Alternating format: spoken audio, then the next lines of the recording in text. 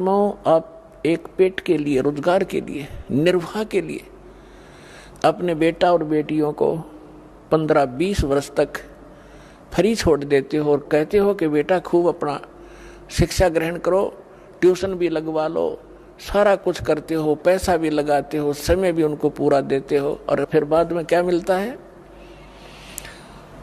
10% students को 20% मुश्किल से कोई नौकरी रोजगार प्राप्त होता है ना, बाकी वही काम करते जो हम डेली कर रहे होते हैं, पहले कर रहे होते थे। अब वो तो केवल एक पेट के लिए और केवल इस समय वर्तमान के लिए, और हमने जब ये ज्ञान होगा आप जी को कि आगे कहर टूटेगा आपके ऊपर, इस जीव के ऊपर दुख तो आगे आवेंगे, अब तो रोटी का रोड़ा है बस, अरे ये परमात्मा की शरण में पाछे ये नहीं रहेगा। ये आप विशेषकर नोट कर लेना, इस समर्थ की शरण में आने के बाद आपको निर्वाह की चिंता नहीं रहेगी, इतना दे देगा, याद रखोगे।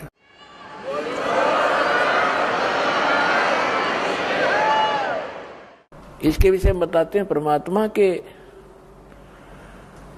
समर्थ का शरणा गहो रंग होरी हो, भाई कदे न हो एकाज राम रंग होरी हो। समर्थ की शरण गहो, और कभी कोई आपका अकाज यानी कोई भी आपत्ति, ऐसी दुर्घटना आपके ऊपर कभी नहीं होगी। और कोई संस्कार का दुख आवेगा तो परमात्मा ऐसे टाल देगा, आप सोच भी नहीं सकते। फिर क्या बताते हैं कि जो इस परमात्मा की शरण में आ जाते हैं, जो भक्त संत, वो फिर उनके लिए किसी चीज की कोई समस्या नहीं रहेगी। आप देखना, जिन भक्तों ने सच्चे दिल से ये भक्ति कर रखी है और जिनको 4, 5, 10 वर्ष हो गए हैं, दास को पता है उनकी उसमें क्या स्थिति थी और आज उनके कितने सुख दे रखे हैं। तो इसलिए इस परमात्मा की शरण में आने के बाद आपके भाग में ना होगा वो भी सुख देगा। ये समर्थ है।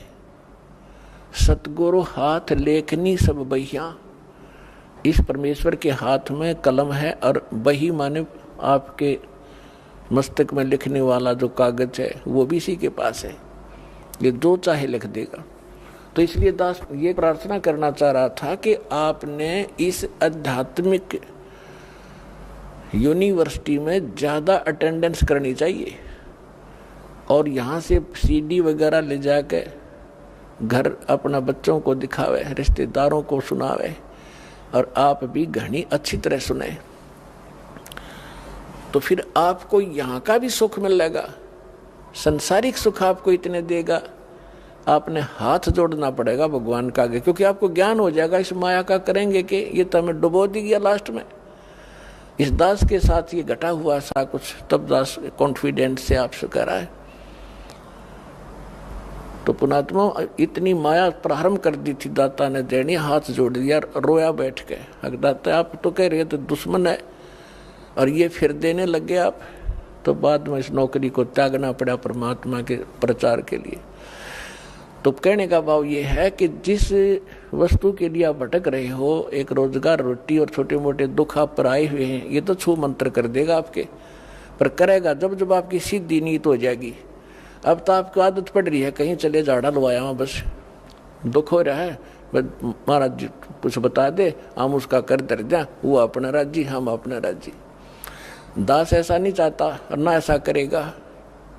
आपको सुख देंगे लेकिन आपकी यहाँ अटेंडेंस लगवाएंगे ताकि आपको ज्ञान से परिपूर्ण करें, ताकि फिर आपके तो एक सुख हो गया, मान लिया आप चले गए, अगर 20 और होंगे आपके ऊपर, अगर यहाँ से टल गए तो।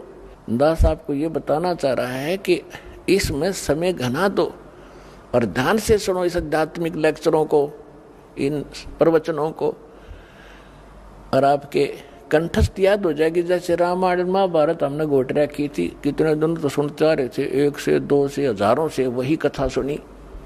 तो अब ये सत्य कथा सुनोगे, ये बच्चे बच्चे तक पहुंच जाएगी और फिर एक रस हो जाएंगे, कोई डगमग करणिया नहीं रहेगा, बीच में अटपट करनिया। तो आपको जितने यहाँ आते हैं, दास ये चाहता है कि आपको इतना परिपक्व कर दूं इस ज्ञान से कि काल ने जो अज्ञान भर रखा है अन्य समाज में, उसके साथ संघर्ष करो और उनको अपने पक्ष में कर लो। लास्ट में होना पड़ेगा उनको, क्योंकि वो अज्ञान है। हम भी ऐसे डटे खड़े थे उस अज्ञान के साथ में, आज हम रो रहे हैं कि भगवान वो समय खो दिया बेमतलब। तो इसलिए ये थोड़ा सा ध्यान से सुनना। तो अब इन भगवानों की थोड़ी सी आयु बताते हैं आपको, जो God Kabir given spiritual knowledge सूक्ष्म वेद है उसके आधार से। ब्रह्मा जी की आयु तो हमारे ये धर्म गुरु भी बताया करते थे कि ब्रह्मा जी की 100 वर्ष की आयु है। ब्रह्मा जी का एक दिन 1000 चतुर्युग का बताते थे। एक चतुर्युग में कितना समय होता है, जैसे सतयुग, त्रेता, द्वापर और कलयुग चारों युगों को मिलाकर के 43,20,000 वर्ष होते हैं हमारे ये एक चतुर्युग में। और ऐसे ऐसे 1000 चतुर्युग का ब्रह्मा जी का दिन, इतनी ही रात्रि, और 30 दिन रात का एक महीना, और 12 महीने का इन देवताओं का एक वर्ष। ऐसे बने हुए महीनों का, और ऐसे एक वर्ष बना 12 महीने का, तो ऐसे ऐसे बने हुए 100 वर्ष की आयु है ब्रह्मा जी की। अब पुण्यात्माओं देखो, अब हम अपने से तुलना करें, 60, 65, 70, 80 साल की उम्र है मनुष्य की आज, और इनकी कितनी होगी गिनती ना हो बे। तो इसलिए इस प्रकार 100 वर्ष की आयु श्री ब्रह्मा जी की है।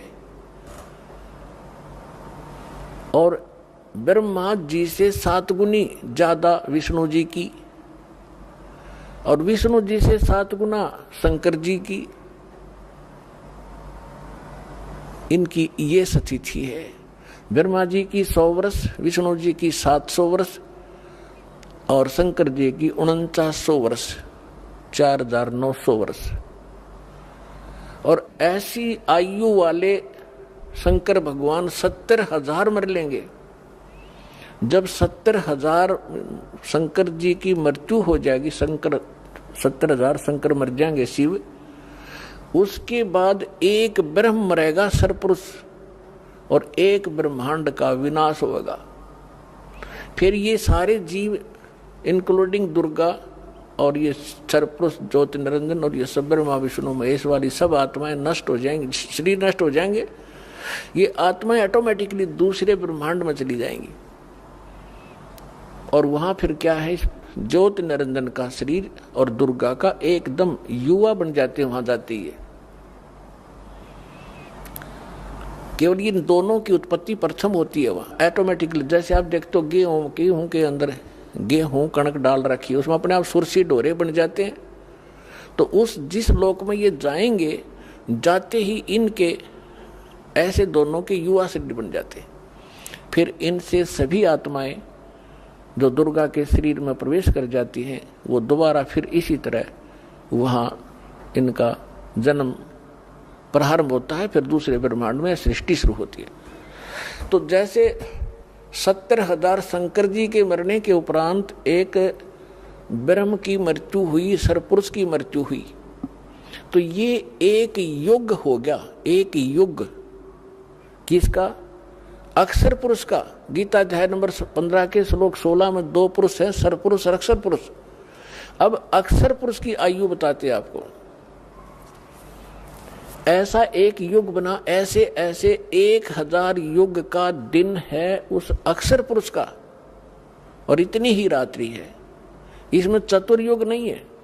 गीता अध्याय नंबर 8 के श्लोक नंबर 17 में ये हमारे अज्ञानी धर्मगुरु अनुवाद करते समय गलती किए हुए हैं। उसमें ब्रह्मणे माने उस वहां पर चतुर्युग नहीं है, ओनली सेंसर युग लिखा है, 1000 युग लिखा है। इन्होंने ज्ञान तो था नहीं, ब्रह्मा जी का बता दिया कि ब्रह्मा जी के 1000 चतुर्युग का दिन, इतनी ही रात्रि। नहीं, वहां चतुर्युग नहीं है। ध्यान से पढ़ना उसको दोबारा, ओनली युग है। तो 1000 युग ऐसे बने हुए युग, 1000 युग का उस अक्षर पुरुष का दिन, और इतनी ही रात्रि होती है। जब अक्षर पुरुष का दिन समाप्त होता है तो 21 ब्रह्मांड विनाश हो जाता, पूरे 21 ब्रह्मांड का। और ये सभी प्राणी उस अक्षर पुरुष के एक कोने में वहां रख दिए जाते हैं। उसके उपरांत फिर से ये 21 ब्रह्मांड का निर्माण होने लगता है। बहुत समय लगता है इसमें दोबारा। जैसे ये आजकल साइंटिस्टों की जहां पहुंची है, ये तो एक बहुत निम्न स्तर का ज्ञान है कि अपने आप ये इतने समय में पृथ्वी बन गई, इतने समय में फलाना बन गया। ये तो बहुत बाद की बातें हैं। और वो 1 सेकंड में बना दे, 1 सेकंड में, एक वचन में फिर से असंख्य ब्रह्मांड रच दे उस समर्थ परमात्मा। लेकिन उसने विधान बना के छोड़ दिया। इस पे साइंटिस्ट अपना अनुसंधान करते रहेंगे, इसी में मर जाएंगे। ये भगवान का दातम के निकट भी नहीं पहुंच सकते, बल्कि दूर कर रहे हैं जनता को। अब क्या होगा कि ऐसे 1000 युग का दिन, ऐसे 1000 युग की रात, ऐसे बने हुए 30 दिन रात का महीना अक्षर पुरुष का, और ऐसे 12 महीने का एक वर्ष, ऐसे बने हुए महीने, और फिर ऐसे बने हुए वर्ष के 100 वर्ष की आयु है अक्षर पुरुष की। अब लगाओ हिसाब। अब परमात्मा क्या कहते हैं? एती उम्र बुलंद मरेगा अंतरे, जिसकी आयु है मृत्यु भी होगी। सतगुरु लगे न कान न भेंटे वो संतरे। एती उम्र बुलंद मरेगा अंतरे, क्योंकि वो सतगुरु लगे न कान न भेंटे वो संतरे। इतनी लंबी आयु भी हो जाएगी, अंत में फिर भी मृत्यु होगी तेरी। क्यों? क्योंकि आपके वो सतगुरु, वो संत नहीं मिले। कौन से संत? गीता अध्याय नंबर 4 के श्लोक नंबर 34 में कहा कि गीता ज्ञानदाता कहता है कि अर्जुन, गीता अध्याय नंबर 4 के श्लोक नंबर 32 में स्पष्ट कर दिया है कि सच्चिदानंद घन ब्रह्म ने मुखे यानी परम अक्षर ब्रह्म अपने मुख कमल से आकर जो ज्ञान देता है वो तत्व ज्ञान है। उसको सूक्ष्म वेद कहते हैं। चौथे अध्याय के 34वें श्लोक में कहा कि उस तत्व ज्ञान को तू तत्वदर्शी संतों के पास जाकर समझ। उनको दंडवत प्रणाम करने से, कपट छोड़कर उनकी सेवा करने से वो तत्वदर्शी संत तुझे तत्व ज्ञान का उपदेश करेंगे। और उसके पश्चात 15वें अध्याय के 4थे श्लोक में कहा कि उसके पश्चात परमेश्वर के उस परम पद की खोज करनी चाहिए जहां जाने के बाद कभी मृत्यु नहीं होती, लौटकर संसार में कभी नहीं आती। तो यहां क्या बताते हैं? जैसे कुरान शरीफ के अंदर भी यही प्रमाण है, सूरत फुरकानी 25 आयत 52 से 59 में, कि जिस परमेश्वर ने 6 दिन में सृष्टि रची, 7वें दिन तख्त पर जा बैठा, वो कबीर परमात्मा है। और उसकी खबर किसी बाखबर से पूछो, वो कुरान शरीफ का ज्ञानदाता भी उससे परिचित नहीं है। यजुर्वेद अध्याय नंबर 40 के श्लोक नंबर 10 में भी यही स्पष्ट किया है कि कोई तो परमात्मा को संभुवात कहता है, कोई असंभुवात कहता है। संभुवात माने जन्म लेने वाला, असंभुवात के वो कभी जन्म लेता ही नहीं, वो अजन्मा है, निराकार है। कोई रामकृष्ण रूप में मानता है संभुवात, तो वो परमात्मा कैसा है, जन्म लेता है या नहीं लेता है, उसकी जानकारी तत्वदर्शी संत बताते हैं, उनसे पूछो। तो यहाँ सूक्ष्म वेद में कहा है एती उम्र बुलंद मरेगा अंतरे, क्योंकि वो सतगुरु लगे न कान न भेंटे वो संतरे। वो संत नहीं मिले तुझे जो तत्वदर्शी संत है। तो इस विश्व में पुण्यात्मा वर्तमान में ये दास है वो तत्वदर्शी संत। इसको ते अभिमान समझ लियो और ते सच्चा ज्ञान समझ लेना। ये आपकी बुद्धि के सत्र पर डिपेंड करता है। और फिर इससे पहले जो तत्वदर्शी संत थे उनका भी थोड़ा विवरण कराते हैं। जिनको परमात्मा मिले, तत्व ज्ञान से परिचित कराया और खुद गवाह बनाए सतलोक सचखंड ले जाकर, वो तत्वदर्शी संत थे। उनकी किसी ने सुनी नहीं और उनको आदेश भी दे दिया गया था कि अभी ये भोली आत्मा इस अनमोल ज्ञान को ठुकरा देंगे, ये छुपा के रखना। तो कौन कौन थे वो तत्वदर्शी संत? आदरणीय धर्मदास साहिब जी, आदरणीय मलकदास साहिब जी, आदरणीय नानक साहिब जी, आदरणीय दादू साहिब जी, आदरणीय गरीबदास साहिब जी, गांव छुड़ानी, जिला जज्जर, हरियाणा वाले, आदरणीय गीसा दास साहिब जी, गांव खेकड़ा, अब जिला बागपुर हो गया बताते हैं, पहले मेरठ था, उत्तर प्रदेश वाले। तो इन महापुरुषों को पूर्ण ज्ञान था, परमात्मा से परिचित हुए थे, लेकिन इनको मालिक ने आदेश दिया था, धर्मदास मेरी लाख दुआई, ये मूल ज्ञान तत्व ज्ञान की तो बाहर ना जाए, अभी इसको अभी सार्वजनिक ना करना।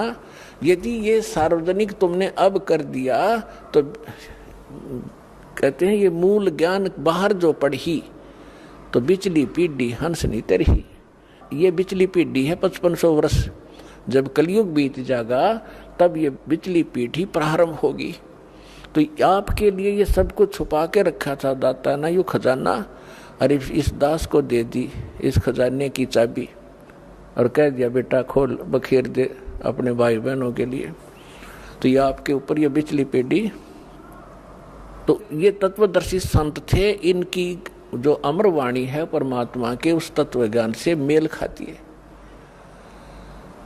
और आदरणीय गरीबदास साहिब जी को तो स्पेशल ज्ञान दिया ही है कबीर परमात्मा ने। पहले कहा था कि जो 12वां पंथ होगा गरीबदास वाला पंथ, उसमें मेरी महिमा की वाणी पुनः प्रकट करवाऊंगा, क्योंकि कबीर सागर में बीच बीच में इन कबीर पंथियों ने कबीर सागर से हटकर भी ज्ञान घुसेट दिया घना रियल ज्ञान में। तो इसलिए गरीबदास जी के द्वारा ये यथार्थ ज्ञान पुनः प्रकट करवाया और फिर उन कोड वर्डों से इस दास को परिचित करा के उन सब सदग्रंथों का निष्कर्ष निकाला। अब आपके सामने वो कैप्सूल बना के दे दिए, आप खाओ और 101 पीढ़ी आपकी पार होएगी, जब लगे रहे तो 101 पीढ़ी।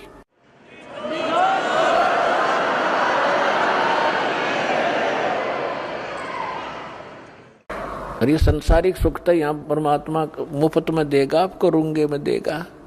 जिन सुखों के लिए, जिस धन के लिए आप भटक रहे थे, ये तो आपको फ्री में देगा। आप सोच भी नहीं सकोगे कैसे बरकत करेगा आपके घरों में, कैसे आपदाएं टालेगा आपकी, और फिर मोक्ष भी देंगे। तो यहाँ क्या बता रहे हैं, जो प्रसंग हम उसी पर आते हैं कि तत्वदर्शी संत ये महापुरुष थे। आदरणीय धर्मदास साहिब जी को परमात्मा ने फिर कहा है कि धर्मदास मेरी लाख दुहाई, ये सार नाम की तबार न जाई, सार नाम बाहर जो पर ही, ये बिचली पीढ़ी हंस नीतर ही। ये यथार्थ जो सार नाम है, कहता है इसका तो जिक्र भी ना कर देना किसी को। जय ये नकली संतों पंथों का हाथ लग जाते, ये मंत्र जो दास आपको दे रहा है कंप्लीट कोर्स है, ये कंप्लीट इन ऑल रिस्पेक्ट।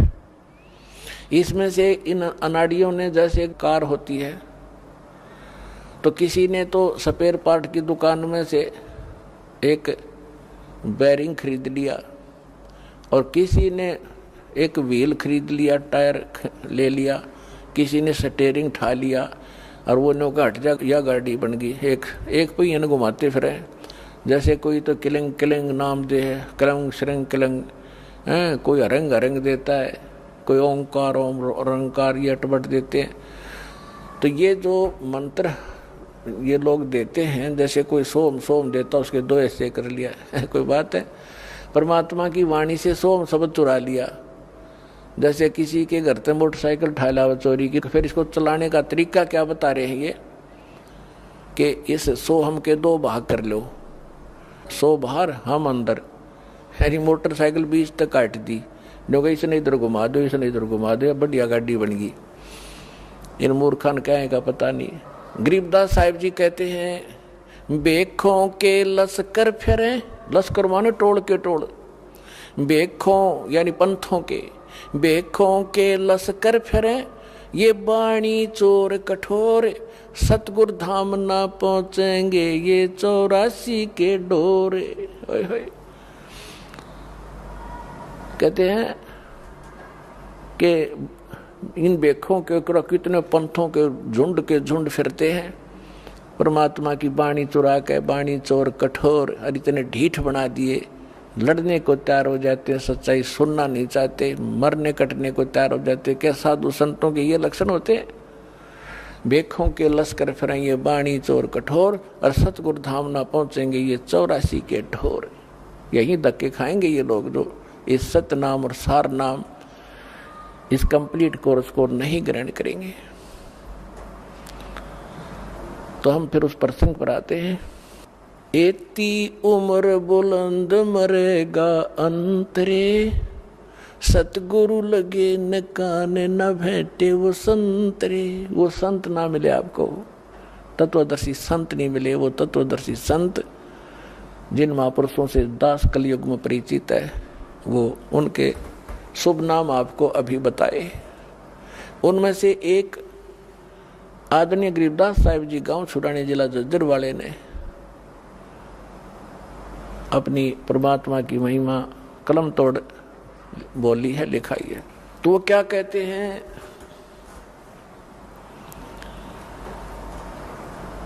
परमात्मा की महिमा बताई है।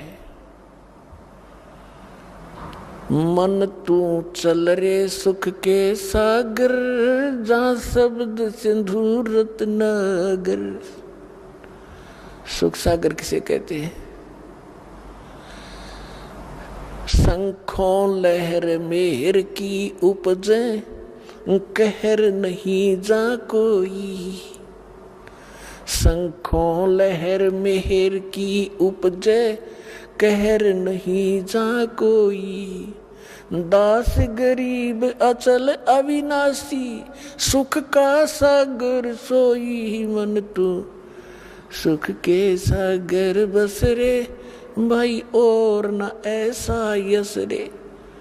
कि जहाँ शंखों लहर मेहर की उपजे। अपने आत्मा, अब हम 5 तत्वों से बने हुए पुतले में रहते हैं। इसमें कभी बीपी हाई, कभी लो, कभी कोई काम, कभी क्रोध, कोई लालच दुखी कर रहा होता है। हम सड़ रहे हैं इसके अंदर, अपने कर्म बिगाड़ रहे हैं। अन्वेलना वही है जो लिख रखा है आपके प्रारब्ध में, आपकी किस्मत में। इसे अधिक नहीं मिलेगा, इसे न्यून भी नहीं रहेगा, कम भी नहीं रहेगा। लेकिन ये बात हमसे कोसों दूर होगी, हमें कोई ये दृढ़ करने वाला नहीं रहा। अब तो घर में भी ना रहे, सब ने माया जोड़न की ट्रेनिंग ले रखी है। पहले कम से कम माता पिता, दादा दादी कोई गलती करता, बालक ने क्या करते, ना भाई ये काम ना करिए, भगवान रुष्ट हो जाएगा। अब भगवान वाली तो बात ना चलती घर में, क्यों सब थोड़े बहुत 2 पैसे हो गए, शिक्षित हो गए, कोई रोजगार करता है, सांझ ने घूटी ला गए, कोई कितना पढ़ा है, कोई कितना पढ़ा, ना बच्चों के साथ कोई लिंक रहा। तो इस प्रकार ये हमारी सारी नैतिकता का भी नाश हो गया। तो क्या बताते हैं, आप दास के साथ तो बहुत बार बीती है, कुछ पिछले संस्कार थे, मान के चरणों में रहा होगा दास। तो कई बार जब अकेला होता हूँ, एक आध बार ऐसी हिलोर उठती है अंदर से, चाहे हमें किसी ने हमें कितना ही सता रखा हो, कितना दुख दे रखा हो, चाहे कुछ पैसे भी मार रखे हो, चाहे कभी गाली गलोच भी कर रखा हो, उसके प्रति भी दोष नहीं रहता। वो भी अपना सा दिखाई देता है। वो रहती है कुछ थोड़े समय के लिए, वो जो लहर सी उठती है कुछ देर तक रहती है, उसमें कोशिश भी न करें उसके प्रति द्वेष पैदा हो, नहीं होता। और उस लहर के जाने के बाद, उस तरंग के जाने के बाद फिर वो खचड़ा भरा होता है, उसने ऐसा क्यों बोला, उसने ऐसा क्यों कह दिया है, अब ये करूँगा, वो करूँगा, फलाना करूँगा। तो वो जो मिहिर की लहर थी वो थी जिसमें किसी के प्रति दोष द्वेष नहीं आ रहा था। और कैर की लहर वो शुरू होगी जब आम रहती है हमारे अंदर। तो इसके विषय बताता है कि उस सतलोक के अंदर गरीबदास साहिब जी कह रहे, शंखों लहर मेहर की उपजे और कहर नहीं जा कोई दुख है नहीं। अपने आत्माओं, आप यहाँ आए हुए हो सतलोक आश्रम बरवाला, जिला हिसार, हरियाणा में। चाहे कोई 4 दिन से आ रहा है, कोई 10 दिन से, कोई 2 दिन से। अब यहाँ क्या दिक्कत है आपको? वो जानबूझ के अपने स्वभाव वश कोई प्रॉब्लम पैदा करो, वह दूसरी बात है। किसी के साथ खसो तो यहाँ को बैठ गया मैं बैठूंगा, या धरती सारी एक जैसी है, एक जैसे मैट बिछड़े कि चद्दर बिछा और लेट जाओ, बना बनाया खाना मिल रहा है। परमात्मा ने अपने बच्चों के लिए दूध की नदी बाहर रखी और यहाँ पर सारे सदा व्रत खोल रखा, चाह की केटली भर के दर रखी, अड़ाओ गिलास पियो गटगट की तब बैठ के। तो यहाँ आपने यहाँ क्या दुख है, क्या द्वेष है किसके साथ? तो वहाँ सतलोक की ये मिनी रिहर्सल है। वो वाला सुख तो यहाँ स्वप्न में भी नहीं है, लेकिन उसकी रिहर्सल है ये। तो जब आप वहाँ जाओगे बहुत बड़ा क्षेत्र आपका अपना इंडिविजुअल है।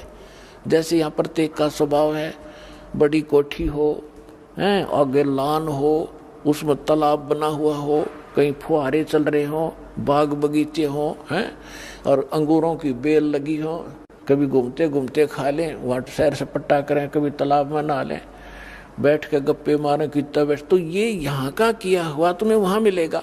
अब आप स्टूडेंट है मनुष्य जीवन प्राप्त प्राणी, और जो स्टूडेंट यहाँ की ये कर रहा है, यहाँ की संपत्ति जोड़ने में लग गया, वो विद्यार्थी नहीं है, वो भक्त नहीं है। आपको जो आवश्यक वस्तुएं हैं वो बनाओ। गर्मी सर्दी से बचने के लिए मकान की आवश्यकता बनाओ, जैसा आपकी सुविधा भगवान ने आपको प्रारब्ध में दिया उतना ही बनाओ, ज़्यादा नहीं। आज की वर्तमान की आवश्यकता है मोटरसाइकिल, कार है, व्हीकल है, ये भी ले लो, कोई बड़ी बात नहीं। और आप देख लेना, विश्वास रखना, सच्चे दिल से लगे रहना, जो वर्तमान आधुनिक आवश्यकता है आपकी सारी पूरी करेगा आपको परमात्मा। मोटरसाइकिल वाले को मोटरसाइकिल जरूरत है वो ही देगा, तो आप याद रख लेना। लेकिन सदुपयोग करना, सत्संग के लिए उद्देश्य रखना कि मुझे भगवान कोई व्हीकल दे तो आपकी महिमा सुनने के लिए हम सह परिवार आए, इस तरह की भावना बना कर रहना। तो वो जो आवश्यक वस्तुएं हैं आपको यहाँ अवश्य देगा। तो वहाँ वो सारा सुख वहाँ सतलोक के अंदर है। तो वहाँ राग द्वेष आप पर ही बने, कोई अभाव नहीं किसी चीज का। या तो चोर जब करेगा जब उसको भूखा मर रहा होगा, या उसने लोगों की तरह कोठी बनाने की होड़ लगी हुई होगी, तो तब आपकी इस ज्ञान से वृत्ति हटेगी जो हमारी एक पशु पक्षी जैसी वृत्ति थी। जैसे गोबर का भूंड हमने देखा खेतों में, गोबर का भूंड, ये पहले मनुष्य था जो घना धन जोड़ दिया बैंक में बनाने वाला, फिर वो भूंड बन गया। हमने देखा पशु गोबर कर देते खेतों में, और भूंड और भूंडनी वह दोनों पति पत्नी उस गोबर ने इकट्ठा करने में सारा दिन लगे रहे, और बना के उसके गोले और बिल ठोक ले, और उन इकट्ठा करते करते को पशु के पैर के नीचे आकर दोनों मर जा, वो गोबर इकट्ठा करा रह गया। तो हम उसी व्यक्ति के जीव हैं जो भक्ति नहीं करते, इस ज्ञान से परिचित नहीं है। बैंक जोड़ लिया, कोठी बना ले हैं, और पता नहीं के बना कर प्लाट लेकर डाल दो, घोड़े पीछा के हो जाएंगे, कल मृत्यु हो जाए, परसों गदा बना कर वहीं घूम रहा होगा उस प्लाटों के अंदर से। तो ये इस ज्ञान से आपको, ये सत्य ज्ञान है, ये गॉड गिवन स्पिरिचुअल नॉलेज है, किसी डूम बाट के गीत नहीं है ये आपके घड़े काम आएंगे। तो इससे आपकी वो जो हवस थी बकवादों की वो खत्म हो जाएगी। तो वो खत्म होगी, घर में बरकत आप देगा। क्यों बीड़ी शराब मांस तम्बाकू हम छुटवाएंगे, वो तो हाथ लान नहीं दे, जो वाहियात का खर्चा था, और शरीर नाशक और भक्ति नाशक। और फिर ब्याह शादी में खर्च नहीं करने देंगे, फिर भक्त नहीं, जे बकवाद करेगा तो फिर पैसा चाहिएगा किस लिए तुमने, किस लिए माया के पीछे भागोगे। और जो आवश्यक वस्तु होगी भगवान आपके आगे रखेगा। जैसे माता पिता बालक के लिए सुबह दूध कटोरा भर के ले बेटा पी, जो अनजान है ले पी, तो ऐसे रखेगा आपके सामने। जब इसके हो जाओगे तुम, अभी तो आप काल की फर्द में बैठे डे हुए, उसकी रजिस्ट्री हो रही है आपकी काल के, ये परमात्मा उससे अपनी फर्द में लेगा, आपको अपने नाम करावेगा, और फिर आपको पार करेगा, आपको भक्ति देगा, मोक्ष देगा, सुख देगा।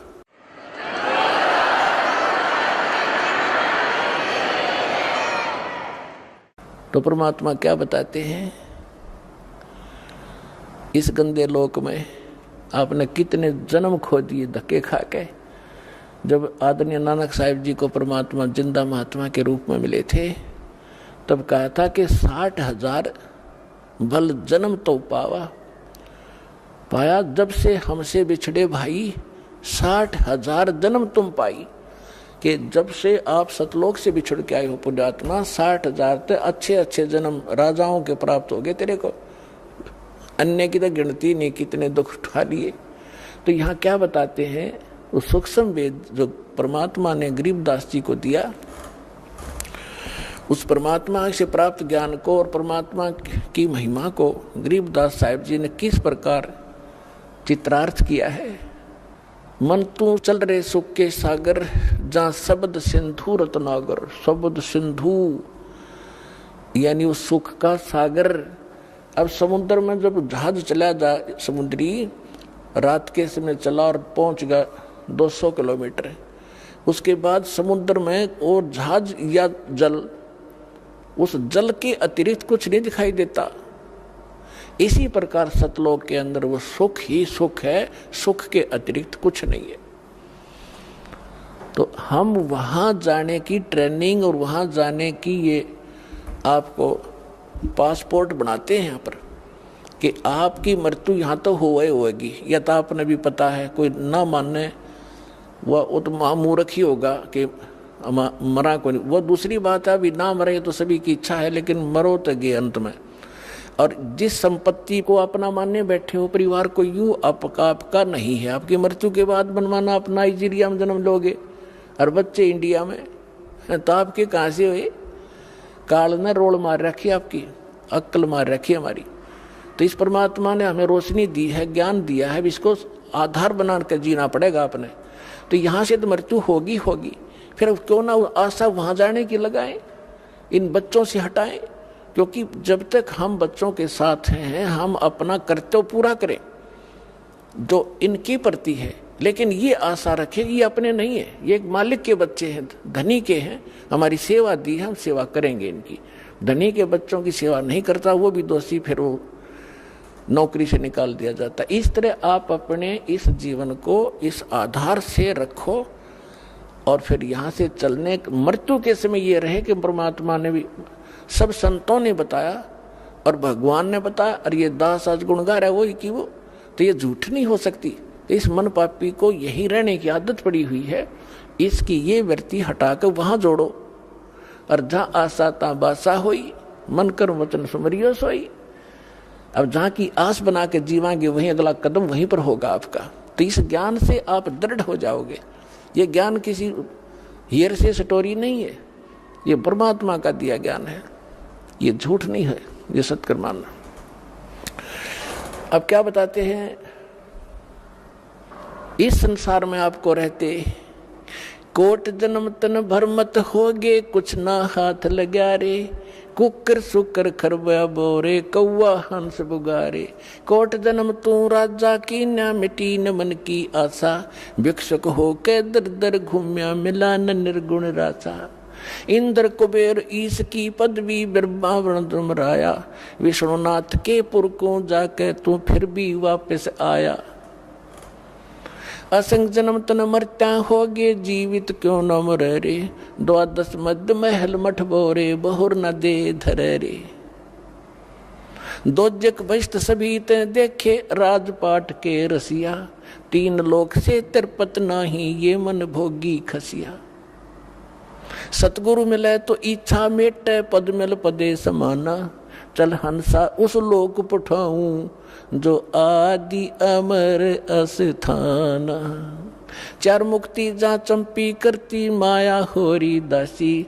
दास गरीब अभय पद पर से, वो मिले राम अविनाशी। ओए होए, इन चंद पंक्तियों में परमेश्वर की महिमा को कलम तोड़ बता दिया आदरणीय गरीबदास साहिब जी ने। क्या बताया है कि कोटि जन्म तन भर मत होगे, कुछ ना हाथ लगा रे। कुकर कुत्ता, सुकर सुअर, खर गधा और कौआ हंस बुगारे बुगला। फिर बताते हैं कोट जन्म तू राजा की ना, ओए है, ये मिटी न मन की आशा। और भिक्षुक होकर दर दर घूम्या, ये मिला न निर्गुण रासा। ये मार्ग नहीं मिला तुझे। आपने अच्छी साधनाएं की, जो यहाँ की दंत कथाएं हैं या वेद हैं, इनके आधार से साधनाएं की, आप राजा भी बन गए और इंद्र तक की पदवी आपको प्राप्त हुई, ब्रह्मा विष्णु महेश की पदवी भी प्राप्त कर ली, फिर भी जन्म मृत्यु आपकी समाप्त नहीं हुई। अब जैसे क्या बताना चाहते हैं कि आप जी जैसे अब वर्तमान में प्रत्येक भक्त जो भी नर या नारी परमात्मा की भक्ति के बिना टिक नहीं रहा, टिक ही नहीं सकती आत्मा, क्योंकि इसको भगवान की जरूरत है। और जब से ये उससे बिछड़ी है उसी समय इसको इसका एहसास हो गया था कोई बहुत बड़ी अनमोल वस्तु गुम होगी तेरी।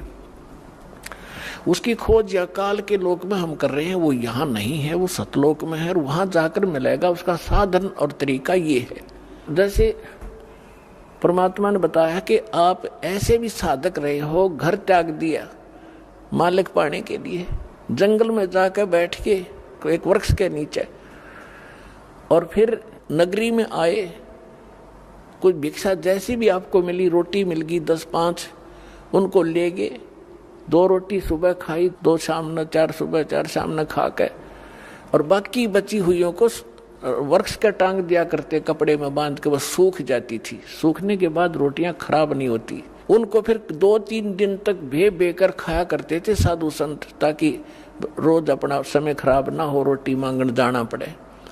तो परमात्मा कहते ऐसी भी तूने साधना कर ली, लेकिन फिर भी काल के जाल में फंसा रहा। और इन साधनाओं से, ऐसे कठिन साधनाओं से आपने क्या क्या प्राप्ति हुई। इंद्र स्वर्ग का राजा बन गए, इंद्र कुबेर धन का जो वित्त मंत्री है काल का, एक ब्रह्मांड का, इंद्र कुबेर ईश की पदवी है, और ब्रह्मा वरुण धर्मराया, आप विष्णु की पदवी पाई, आपने ब्रह्मा की पदवी पा ली, आपने शंकर की पदवी भी पा ली। ये ब्रह्मा विष्णु महेश जो वर्तमान वाले ये मर जाएंगे, इसके बाद जो अच्छी आत्माएं होंगी, काल उनको अपने पुत्र के रूप में जन्म देकर उनको फिर से इस पोस्ट पर विराजमान करता रहेगा। इसका ऐसा प्रोसेस है।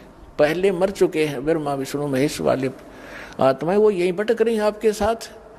तो कहते इंद्र कुबेर ईश की पदवी ब्रह्मा वरुण धर्मराया, और विष्णु नाथ के लोक को जाके तुम फिर भी जन्म वर्ण में आया, जिसको आप सुप्रीम पावर मान रहे हो जान पड़े में विष्णु जी को, तुम विष्णु के लोक में जाकर भी जन्म वर्ण में आए। यहाँ थोड़ी सी कथा सुनाते हैं। एक मार्कंडे नाम के ऋषि थे, वो बंगाल की खाड़ी में साधना कर रहे थे। अब इनको ज्ञान जैसा है, वो अपने ज्ञान को सुप्रीम मानकर अन्य से तभी कर रहे होते हैं। मार्कंडे ऋषि ब्रह्म के साधक थे, ओम नाम का जाप और हठ योग करना इनका एक स्वाभाविक कर्म बना हुआ। इनको ये लोकवेद है, वैसे हठ योग किसी ग्रंथ में नहीं है, सुना सुना ऐसे ही हठ योग करते हैं। हठ योग से तप बन जाता है, तप से राज्य प्राप्त होता है, राज्य प्राप्त करके प्राणी नरक में जाता है। अब गरीबदास जी महाराज कहते हैं इस ज्ञान में कि डंब करे डूंगर चढ़े, अंतर छीनी झूल, और जग जाने भक्ति करे, यो बोवे सूल बबूल। किक्कर के कांटे बोर अपने भविष्य में आज हमने चाहिए कुछ भी दिखाई देता हो, बड़ा साधक हजारों वर्ष तक बैठा है। साधना तो ये है जो आप अब आपको मिली है। नाम उठत नाम बैठत नाम सोवत जागवे, नाम खाते नाम पीते नाम से तिलागवे, नाम से मोक्ष होगा। फिर भी मार्कंडे ऋषि साधना कर रहा था। इंद्र जो है स्वर्ग का राजा, 72 चतुर्युग तक उसका शासन काल होता है। ब्रह्मा जी के एक दिन में 14 इंद्रों का शासन काल पूरा हो जाता है। 14 इंद्र। तो इंद्र की जो पदवी प्राप्त होती है वो यज्ञ से, तप से प्राप्त होती है। तो इंद्र को एक और हिदायत दी जाती है स्वर्ग के राजा को, यदि तेरे शासन काल में 72 चतुर्युग में यदि किसी ने इंद्र की पदवी प्राप्त करने योग्य तप साधना यज्ञ धर्म कर लिया, तो तुझे पद रहित करके उसको पोस्ट दे दी जाएगी। उसको ये साधना ना करने देना, उसको खंडित कराना, ये तेरी जिम्मेवारी है। तो उसको चिंता बनी रहती है कि तेरे शासन काल में इंद्र को कि कोई ऐसा तप ऐसा यज्ञ ना कर ले जिससे तेरी पदवी को खतरा हो, तुझे पद से हटाया जाए। राज के लिए तो ये लाखों सैनिक मरवा देते राजा लोग, और उस तो फिर राज कैसे छूटे इन पे। उसको चिंता बनी रहती है, वो अपने देवताओं की ड्यूटी लगाता है, तुम इधर भटकते रहो, तुम इधर जाओ, को तपस्या कर रहा हो तो मुझे बताओ। तो उसको पता चला कि बंगाल की खाड़ी में एक मार्कंडे नाम के ऋषि बहुत वर्षों से साधना कर रहे हैं। उसको चिंता हुई कि यदि मार्कंडे ऋषि ने तप पूरा कर लिया तो तेरी इंद्र की पदवी को खतरा होगा। तो उसने एक उर्वशी भेजी उसको, उसके खंडित कराने के लिए उसके तप को, और उर्वशी को ऐसी सिद्धियां दे दी कि उसने वहां जाकर के बसंत जैसा वातावरण बना दिया। और वहाँ अपने आप ऐसे सुरीले घंटियां बजने लगी जैसे साजबाज बजते हैं, जैसे गानों के अंदर वो बाजे बजते हैं, साजबाज बजता है, ऐसे शुरू हो गए। और आसपास बहुत सुगंध आने लगी, हवा में शीतलता, सुंदर बहुत सुहावनी शीतलता भर गई। और वो लड़की जो उर्वशी गई थी, मार्कंडे ऋषि की आधी आंखें खुली थी, आधी बंद थी, वो सामने डांस करने लगी थोड़ी सी दूरी पे, अपनी चटक मटक कर रही थी, बकवास दो उसने करनी होती है। मार्कंडे ऋषि ने कोई गतिविधि नहीं की। लास्ट में वो बिल्कुल निवस्त्र होगी। तब मार्कंडे ऋषि ने कहा कि हे बेटी, हे बहन, हे माई, आप यहाँ किस उद्देश्य से आए हो? आप अपने वस्त्र पहनो। अब वस्त्र पहनकर वो कहने लगी कि हे मार्कंडे गोसाई, इस बनखंड के अंदर जितने अन्य तपस्वी थे वो तो मुझे देखकर ही डामाडोल हो गए, उनकी तो मन की दशा खराब होगी, लेकिन आपकी समाधि कौन से लोक में थी जो आप डगमग नहीं हुए? मार्कंडे ऋषि ने कहा कि जहाँ मेरी समाधि थी वहां पर तेरे जैसी सुंदर औरतें तो उन नाचने वालों की नौकरानी थी, मैं तुझे क्या देखूं। अब वो कहाँ समाधि लगाए बैठा था? ब्रह्मलोक में। पुण्यात्मा दास बहुत बार आपको बता चुका है, फिर भी बताते रहेंगे, क्योंकि प्रत्येक सत्संग में नए स्टूडेंट भी होते हैं। ये जितने भी लोक हैं, शिवलोक, विष्णुलोक, ब्रह्मा का लोक, ब्रह्मा जी का लोक, देवी का लोक, ब्रह्मलोक जो इसमें काल की अलग व्यवस्था है, ब्रह्मलोक, या गणेश जी का लोक, ये सब एक रेस्टोरेंट टाइप हैं। इन्होंने वहाँ अपने प्रत्येक लोक में रेस्टोरेंट बना रखे हैं। जैसे हिसार में रेस्टोरेंट है, तो रोहतक में है, चंडीगढ़ में है, दिल्ली में जो रेस्टोरेंट हैं वो इनसे बहुत सुपीरियर हैं, अच्छे हैं। बम्बई में रेस्टोरेंट हैं तो उनके चार्जेज भी ज़्यादा ही होते हैं और बकवाद भी ज़्यादा ही होती है। इस प्रकार स्वर्ग लोक भी एक रेस्टोरेंट है, विष्णु जी के लोक में भी एक स्वर्ग है, एक कॉमन स्वर्ग भी है। तो जो सुविधाएं अन्य लोकों में है उनसे कई गुना ब्रह्म लोक के अंदर सुंदर औरतें, ये और क्या देखें समाधि में। अपने आत्मा अभी बालक हो आप इस सिद्धार्थ मार्ग में, जैसे आप बस स्टैंड पर बैठे हो और आधा घंटा बस आने में हो तो 3 बजे उठ कर देखोगे नो खड़ा होकर, कड़ाही कहाँ से आ गई, यू मन टेकने ना दे। और आप फिल्म देखने जाते हो 3 घंटे तक, 3 घंटे इन्हों नहीं पता लगा गई कि कहाँ कितने समय में चला गया।